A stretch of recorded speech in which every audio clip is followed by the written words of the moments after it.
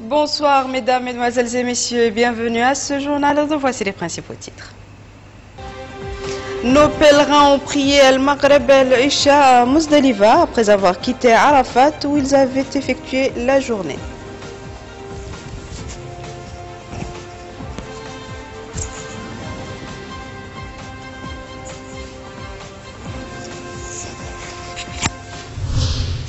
L'Assemblée nationale adopte le projet de loi portant sur le contrat-programme signé entre l'État et la Société nationale de forage et puits.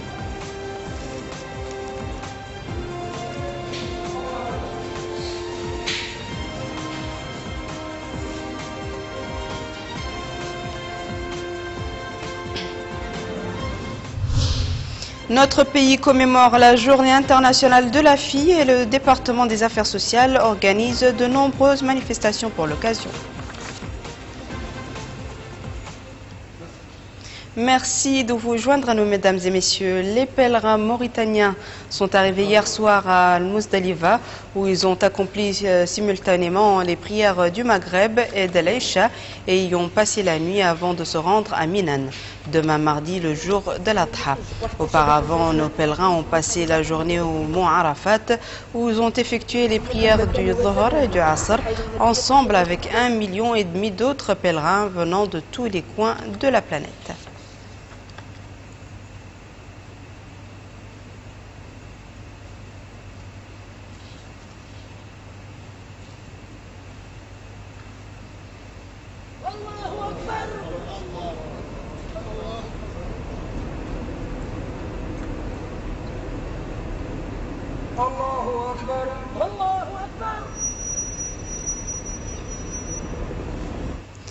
La Commission centrale de surveillance des croissants lunaires a rendu public aujourd'hui un communiqué réaffirmant son annonce précédente. Ce communiqué indique que le premier de Al-Hijja de l'année 1464 est lundi 7 octobre 2013. Partant de cela, il s'ensuit que le jour de la fête bénie d'Al-Adha est le mercredi 16 octobre 2013. Le communiqué ajoute que la prière d'Al-Adha sera effectuée le matin à 9 h dans la cour de la mosquée Ibn Abbas, Inch'Allah. L'Assemblée nationale a adopté aujourd'hui au cours d'une plénière présidée par son vice-président, le député Ahmedoul Hamoud, le contrat-programme signé entre l'État et la Société nationale des forages et puits pour la période 2013-2016. La SNFP a été créée par l'État en vue de réguler et contrôler les marchés des forages dans le pays. Au cours de cette séance, présidée par le vice-président de l'Assemblée nationale, le député Ahmedoul Hamoud, l'Assemblée nationale a adopté le contrat-programme signé entre l'État mauritanien et la Société nationale des forages et puits pour la période 2013-2016.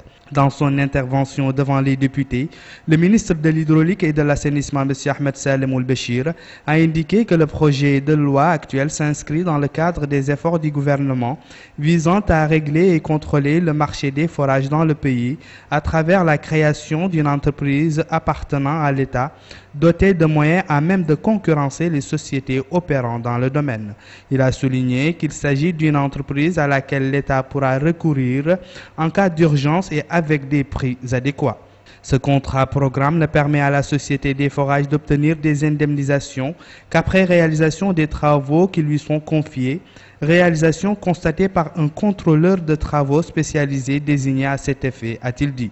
Il a souligné par ailleurs le rôle important dans le plan d'urgence exécuté par l'État en 2012 pour répondre aux besoins des zones de pâturage et des différentes localités du pays d'accès difficile. Les députés ont apprécié ce projet qui permettra un appui important à cette société qui constitue un outil stratégique à même d'organiser un secteur vital comme celui de l'hydraulique et l'ont adopté. C'était donc un compte rendu de Charles Saadbou.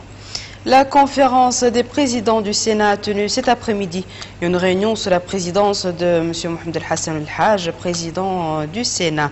Cette réunion a été consacrée au dépôt des projets de loi qui autorisent la ratification du contrat-programme pour la maintenance du réseau des routes urbaines entre l'État et l'ENER pour la période 2013-2015. Le gouvernement a été représenté à cette réunion par le ministre de la Communication et des Relations avec le Parlement, M. Mohamed Yahya Al-Harma. Le ministre de la Justice, M. Sidi Ould Zeine, a effectué aujourd'hui une visite d'information et de prise de contact au centre d'accueil et de réinsertion sociale des enfants en conflit avec la loi, situé dans la Mourata d'Elmina. Cette visite du ministre de la Justice, Sidi Ould Zeine, au centre d'accueil et de réinsertion sociale des enfants en conflit avec la loi est une visite d'information et de prise de contact avec les structures relevant de son département. Le ministre s'est inquiet au cours de cette visite des ateliers de réhabilitation dont dispose le centre qui reçoit les enfants déférés par les tribunaux dont la catégorie d'âge varie entre 13 et 18 ans. Le centre vise à travers l'organisation de ces ateliers de formation qui comportent la mécanique automobile, la couture, la menuiserie, l'informatique, les grillages, à requalifier sa population ainsi qu'à permettre à ces jeunes en conflit avec la loi de ressentir l'atmosphère de formation dans laquelle ils se trouvent loin de toute sensation d'emprisonnement. Le centre assure à sa population une formation dans l'une des spécialités précitées puisqu'ils bénéficient après l'expiration de leur période de rétention d'une situation leur permettant l'accès au marché de l'emploi et l'insertion sociale. Dans une déclaration, le ministre de la Justice a indiqué que l'objectif de sa visite est de s'informer sur la situation du centre qui a enregistré des améliorations visibles au cours de la dernière période. Il a aussi rappelé l'importance de cet établissement dans l'insertion des enfants égarés du fait qu'il leur offre l'opportunité de réhabilitation, de formation et par conséquent de réinsertion dans la société. Le ministre a promis d'œuvrer à développer ce centre jusqu'à devenir un modèle dans la région. Auparavant, le ministre s'était rendu à la prison civile des femmes à Sefra. Sur place, il s'est enquis de la situation générale et de la nature des prestations présentées aux détenus. Dans chacune de ces étapes, le ministre a écouté des explications et donné ses instructions visant à bien prendre en charge et à traiter avec humanité les personnes se trouvant dans ces structures. Le ministre de l'Habitat, de l'Urbanisme et de l'Aménagement du Territoire, M. Bahia Abouakar, a supervisé aujourd'hui à Chami la pose de la première pierre d'une mosquée de 1000 places. Ce projet s'inscrit dans le cadre de l'intérêt porté par les autorités à la construction des mosquées, lieu de dévotion et d'acquisition des sciences religieuses et littéraires. Voici le schéma de la future mosquée de Chami dont la pose de la première pierre a été effectuée vendredi dernier par le ministre de l'Habitat, de l'Urbanisme et de l'Aménagement du Territoire. M. Bahia Abouakar, qui a effectué une visite dans les chefs-lieux de la jeune Mourata, a exhorté les acteurs économiques à investir dans cette ville et invité les populations à mettre en valeur les terrains cédés par l'État. Le ministre, qui a visité certains édifices publics nouvellement construits dans la ville, a ordonné l'accélération des travaux de viabilisation de cette ville. Dans ce cadre, M. Bahia Abouakar s'est informé sur les travaux de la voirie moderne, des trottoirs en béton et des espaces verts qui contribueront à donner à la ville de Chami l'image qui lui sied et donner à cet important projet d'aménagement du territoire sa véritable valeur. Ce projet est si important pour notre pays, pour l'aménagement du territoire. Ce projet qui est le fruit de la volonté du président de la République pour que notre territoire soit également, équitablement occupé, commence à porter ses fruits. Il reste l'aspect viabilisation. Les équipements collectifs sont dans leur quasi-totalité déjà finis, réceptionnés, alhamdoulilah. Nous allons démarrer bientôt la construction d'une mosquée. Ça, c'est une autre innovation de la politique de son Excellence le Président de la République. Pour l'aspect viabilisation, l'eau et l'électricité avaient pris un peu de retard. C'est pour ça que le Président nous a instruit de le suivre au quotidien, régulièrement, de revenir voir d'abord la conformité de ce qui se fait, puis par la suite le respect des délais. Inch'Allah, nous espérons que d'ici la fin de l'année au plus tard, nos concitoyens de Chami et ceux qui souhaitent venir faire vivre cette ville, la faire grandir au rang de l'eau et de la lumière. La ville de Chamy s'est déjà dotée de toutes les infrastructures de base, en plus de la mise en place des stations-service et des matériaux de BTP. Le centre de formation pour la promotion féminine a abrité cet après-midi une cérémonie marquant la commémoration de la Journée internationale de la fille, organisée sous le thème « L'innovation au service de l'éducation des filles ». L'événement a été l'occasion pour la ministre des Affaires sociales, de l'enfance et de la famille, Mme Aïcha Michel Vergès, a été l'occasion de souligner l'importance des réalisations accomplies par l'État dans le domaine de l'émancipation et de l'éducation de la femme. Nous allons revenir sur ce sujet dans nos prochaines éditions. La société Kinross Taziaz a offert un don de matériel médical et de médicaments au centre de santé d'Agjoujt et de Benichab. Le don en question ne manquera pas de contribuer à relever le niveau des prestations de ces deux institutions sanitaires. Un nouveau centre hospitalier dont bénéficieront les habitants d'Agjoujt a vu le jour. Cette structure médicale totalement équipée, financée par la société Kinross Taziaz, répond ainsi aux vœux des populations et du personnel médical de la ville. Cette aide, qui correspond à environ plus de 100 millions de guillards, comporte du matériel médical, dont des lits. L'aide s'étend également au centre hospitalier de Benichab. Le conseil juridique du ministre de la Santé a, au nom de son département, remercié la société Taziaz pour son action sociale dans le domaine de la santé. De son côté, le directeur des relations extérieures de Taziaz, M. Haroun Rajel, a souligné la volonté de la société qu'il représente de venir en aide aux populations, rappelant que Taziaz est intervenu de la même manière à Nouakchott et à Nouadhibou. Cette cérémonie de remise d'équipement est également l'occasion pour le maire d'Agjoujt, M. Sidi Lemoine, de souligner son appréciation de cette aide qui représente une véritable bouffée d'oxygène pour les populations.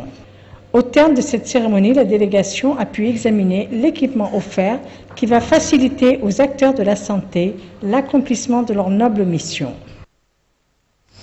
Les marchés de la capitale connaissent ces derniers jours un afflux important de la part des acheteurs qui désirent acquérir les moyens nécessaires pour accueillir la fête bénie d'Al-Adha. Les étalages diversifiés occupent tous les trottoirs et passages aux alentours des marchés. Les acheteurs, à leur tour venant de tous les coins de la ville, se pressent autour de ces étalages pour acheter habits de fête pour la famille et les enfants. L'affluence est grande au marché de la capitale à 2 jours de la commémoration de l'Aïd el-Adha. C'est un marché haut en couleurs qui accueille grands et petits. Les boutiques regorgent de marchandises en tout genre, des jouets au grand bonheur des enfants, des habits, des sacs, des chaussures. Tous se préparent à accueillir avec ferveur et joie ce jour béni. L'Aïd el-Adha est un jour béni. Quant aux prix pratiqués sur les vêtements, certains sont exorbitants, d'autres sont abordables. Le choix est grand. Les commerçants ne ménagent pas leurs efforts pour attirer l'œil et la bourse des clients. Les habits pour enfants sont hors de prix. Que faire? Il y a une profusion de choix. Nous aimerions tellement pouvoir contenter nos enfants, mais nous sommes confrontés à la dureté des prix. Même si cette Aïd n'est pas comme les précédents, les gens achètent. À chaque nouvelle fête surgit une nouvelle mode auquel se plient les gens, qu'il s'agisse des vêtements ou des accessoires, chaussures et sacs. Seulement et de plus en plus, les gens sont confrontés à une bourse en peau de chagrin qui ne leur permet plus de fêter l'Aïd comme ils aimeraient pouvoir le faire. Parallèlement aux activités liées à la fête, les salons de beauté connaissent un afflux croissant de la part des femmes désireuses de se préparer pour cet événement religieux important. Compte rendu cette fois-ci de Zahaïdara. C'est connu, les Mauritaniennes ont un goût pour être coquettes à moins de 2 jours de l'Aïd el-Kbir, partout dans la ville de Nouakchott, allant des quartiers chics aux quartiers périphériques de la ville, les préparatifs vont bon train. La phase de coiffure du Hanna, pour celles qui en ont les moyens, reste incontournable en cette période, mais aléatoire. Les salons de coiffure sont pris d'assaut par les élégantes, même si la grande affluence n'est plus au rendez-vous, comme nous le montre ce salon. Il n'y a pas beaucoup de monde ce matin parce que les gens attendent l'après-midi. Il y en a qui attendent le soir ou veille de fête. Ce salon, par contre, s'est ouvert à 8 h ce matin et à peine 9 h, c'était déjà le rang, pendant que des clientes se coiffent, d'autres sont en train d'attendre leur tour. Je suis là depuis 8 h, c'est ma deuxième tête. Hier, on a travaillé de 8 h jusqu'à 4 h du matin et presque on n'est pas dormi.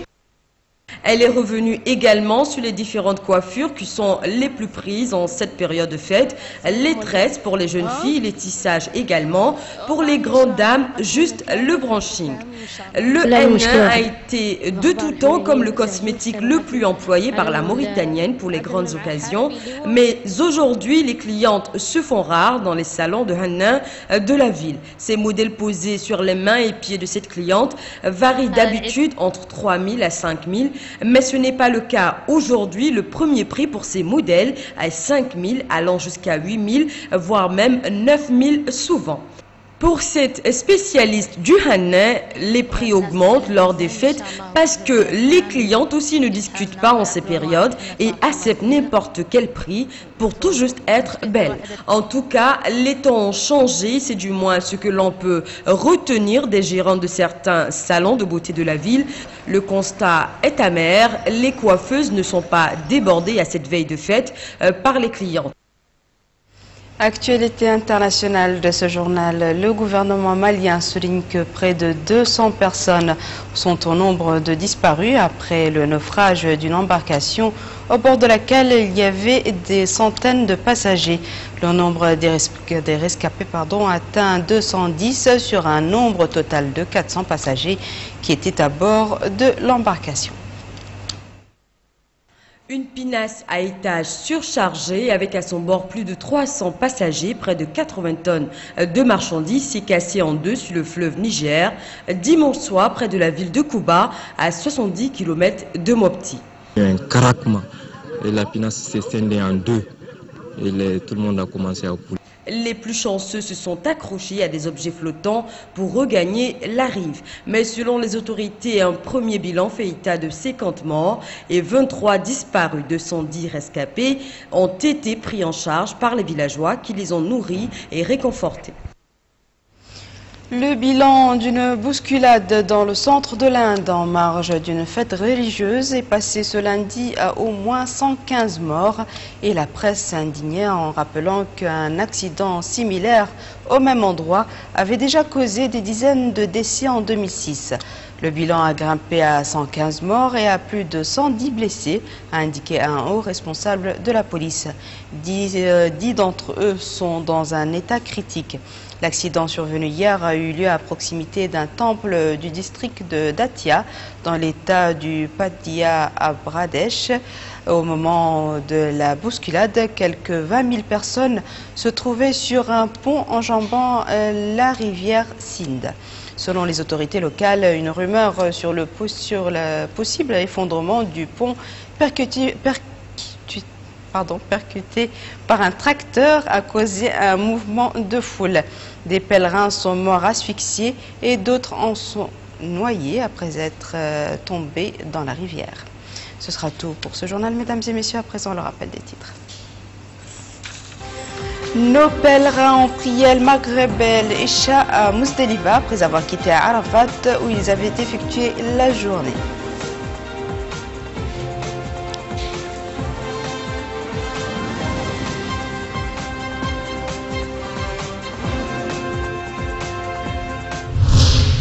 L'Assemblée nationale adopte le projet de loi portant sur le contrat-programme signé entre l'État et la Société nationale de forage et puits.